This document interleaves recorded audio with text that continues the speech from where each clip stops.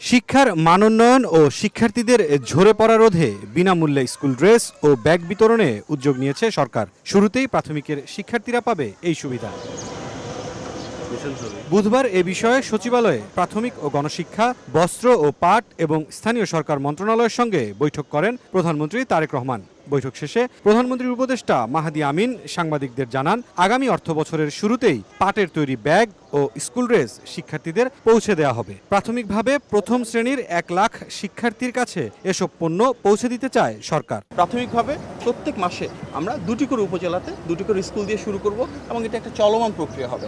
তবে আমাদের লক্ষ্য প্রথম মাসে অন্ততপক্ষে 1 লক্ষেরও অধিক শিক্ষার্থীর কাছে যেন আমরা পৌঁছে দিতে পারি ব্যাগ, 1 লক্ষের অধিক শিক্ষার্থীর কাছে আমরা পৌঁছে দিতে পারি স্কুল ড্রেস। ইফা জোশে এক্সপার্ট মিক্সে আছে সবচেয়ে বেশি মশলার সংমিশ্রণ। ইফা জোশে এক্সপার্ট মিক্স মশলা। এ সময় স্থানীয় সরকার প্রতিমন্ত্রী জানান, প্রতি উপজেলায় 2টি করে স্কুলে এ কর্মসূচি বাস্তবায়ন করা হবে। স্কুল নির্বাচন করবে স্থানীয় প্রশাসন। প্রত্যেক উপজেলা থেকে 2টি করে প্রাইমারি স্কুলের নাম নিয়ে সেখানে ক্লাস 1-এর মাধ্যমে আমরা এই একই ধরনের পোশাক এবং একই ধরনের স্কুল ব্যাগ আমরা তাদের কাছে ফ্রি হস্তান্তর করব। বস্ত্র ও পাট প্রতিমন্ত্রী বলেন, সরকারের নেওয়া এই পদক্ষেপের মূল লক্ষ্য পাট শিল্পের হারানো ঐতিহ্য ফিরিয়ে আনা। লার্নিং শুরু হয় এখান থেকে। এই পাটজাত পণ্য দ্রব্য এগুলো ব্যবহারে মানুষকে উৎসাহিত করা, এই জন্য আমরা এই জুটের ব্যাগগুলো।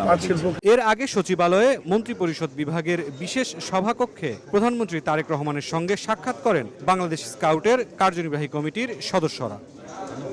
মুরসালিন হক জুনায়েদ, সময় সংবাদ, ঢাকা।